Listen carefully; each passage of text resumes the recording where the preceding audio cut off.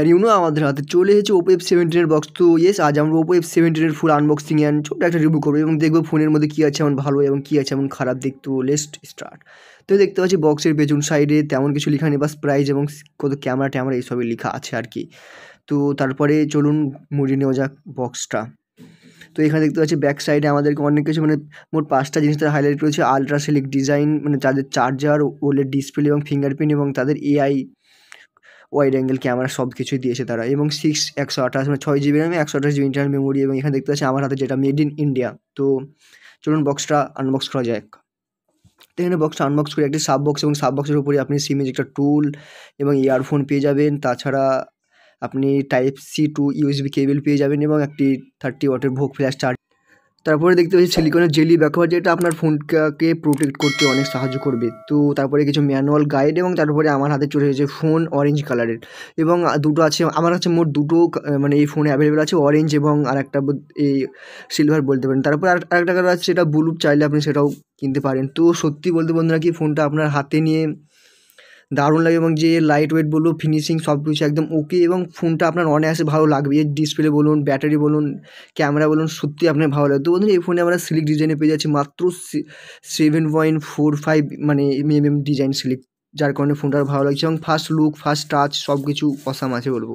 এবং আমি আরেকবার বলবো অনায়াসে ফোনটা আপনার ভালো লাগবে। এবং এই যে ডিসপ্লে, সত্যি সেই নেক্সট লেভেলের ডিসপ্লে বলুন, মানে ওলেড ডিসপ্লে সেটা আপনার অ্যামোলেড ডিসপ্লের চেয়ে একটু বেশি বেটার। এবং আমি আগে গিয়ে আপনার Oppo F17 Pro এবং F17 ডিসপ্লে নিয়ে কম্পারিজন করেছি, তো আপনি সেটাও দেখতে পারবেন।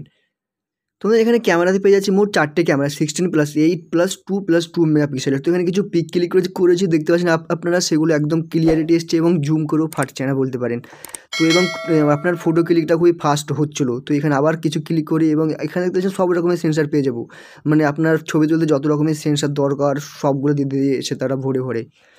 তো এখানে স্টিকারও পেয়ে যাবো আমরা এবং কিছু পিক ক্লিক করি, তো সেগুলো কত ফাস্ট ক্লিক হচ্ছে দেখতে পাচ্ছেন আপনারা। তারপরে সেলফি ক্যামেরাটা ওকে ছিল, 16 মেগাপিক্সেলের হলেও আপনার সেটা খারাপ না বলবো। উপরে এই প্রাইস মানে অফলাইন সেন্ট্রিক ফোনের ক্ষেত্রে ওকে আছে।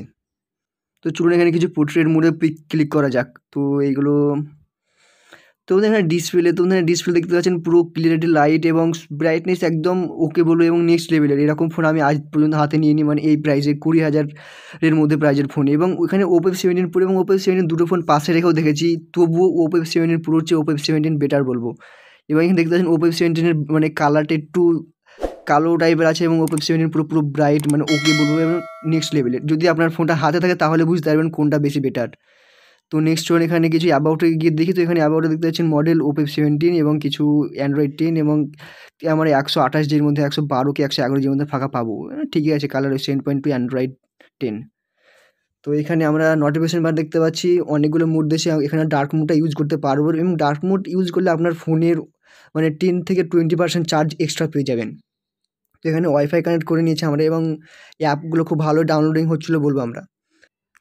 তাছাড়া বন্ধুরা এখানে আপনার ফোনটাতে ব্যাক কভার লাগিয়েও হাতে গ্রিপ করতে কোনো প্রবলেম হবে না বলবো।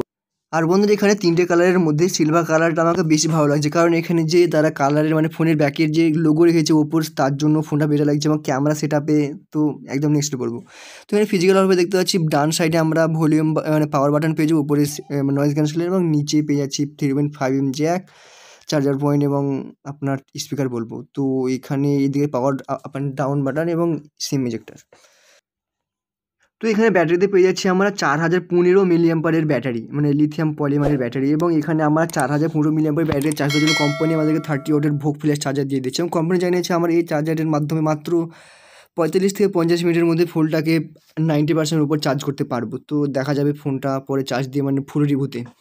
তারপর যদি এখানে প্রসেসরের দিকে নজর দেওয়া যায়, তো এখানে পেয়ে যাচ্ছি কলকম স্ন্যাপড্রাগনের 662 অক্টাকোর প্রসেসর, যেটা খুব একটা মানে একটা কমপ্লিকেটেড প্রসেসর বলতে পারেন। এবং ওভারঅল পারফরমেন্সে পেয়ে যাচ্ছে আমার AnTuTu বেঞ্চমার্কে পেয়ে যাচ্ছে 1,82,000। তো এখানে একটা মানে মিড রেঞ্জ টাইপের AnTuTu বেঞ্চমার্ক বলবো আমি।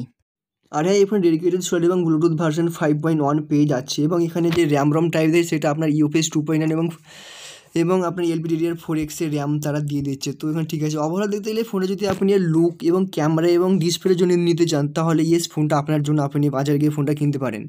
তো বন্ধুরা এতে ছিল আজকের ভিডিও। তো ভিডিওতে অবশ্যই লাইক এবং নিচে কমেন্ট বক্সে কমেন্ট করতে পারেন এবং বন্ধুদের কাছে শেয়ার তো করতে হবে এবং অবশ্যই চ্যানেলটি সাবস্ক্রাইব করতে ভুলবেন না। তো চলুন দেখা হবে পরে কোনো ইন্টারেস্টিং ভিডিওতে।